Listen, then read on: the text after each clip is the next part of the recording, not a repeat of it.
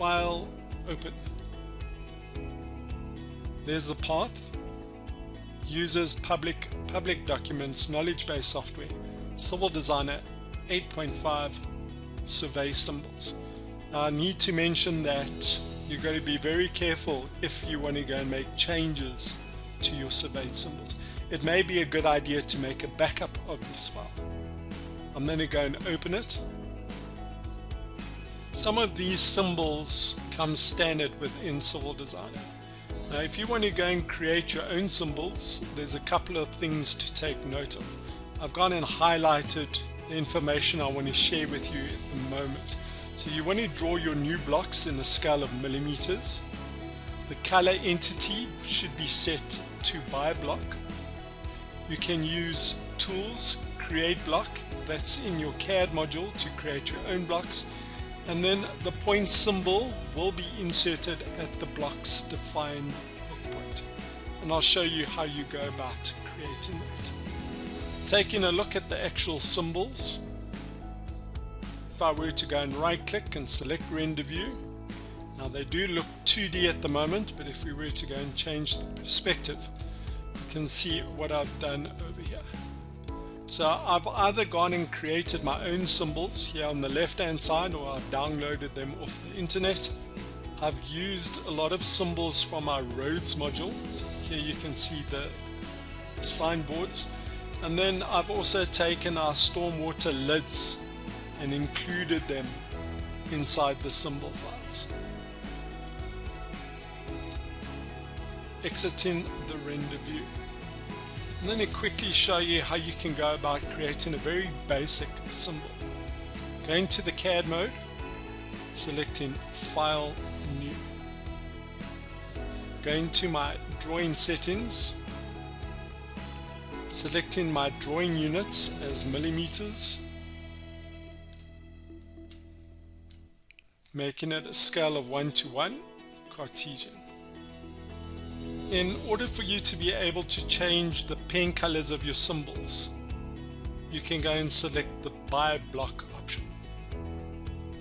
For explanation purposes, I'm going to go and change or set up my views. Here I'll work with the top view. Over here we're working with the front view. And on the right hand side I'm then going to put in an isometric view, making the top view active again. Now where possible, I do suggest that you use this meshed solids option. I'm then going to select cone. I've already put in the correct dimensions. Using the top view, I'm going to go and press R. Press enter, right click and quit. Looking at the isometric, I'm going to make it active and press zoom all.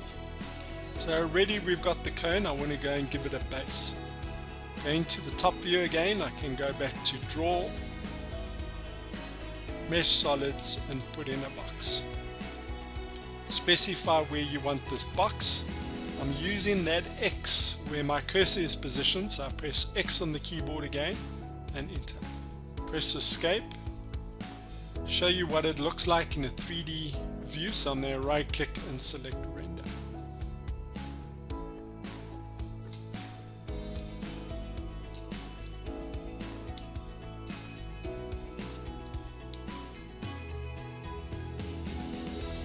Escape, and now we want to save it as a block. Now I'm going to select the drawing, press Ctrl A, go to Tools, Blocks, Create Block, give it a name, and click on OK. Reading your prompt, it says indicate base point of block. So that's the insertion point where the block would be situated. Again, I'm going to press X on my keyboard to go to the center of our cone and enter. Press escape. Reading the prompt, it says indicate the lower left corner of snip box or press space to skip. We don't want to snip anything, so I go and press space. Press escape. You can then go and save this as a drawing. So you can go to File, Save As. Specify where you want to save your drawing.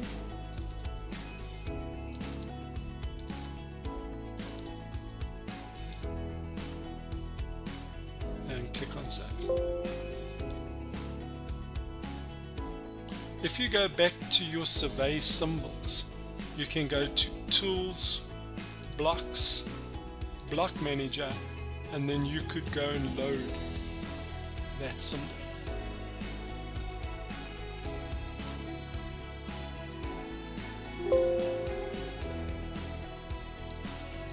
A very nice function within Civil Designer is if you go to Tools, go to Blocks, Block Stats, it will show you all the blocks associated with the drawing that you've opened, and it also shows you the memory or the size of those blocks.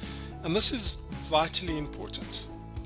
You don't want to use a block that has too much memory, because if you're using something like a tree and you've got 100 trees on your site, it's going to make your drawing grow exceptionally bigger. So just something to be careful of.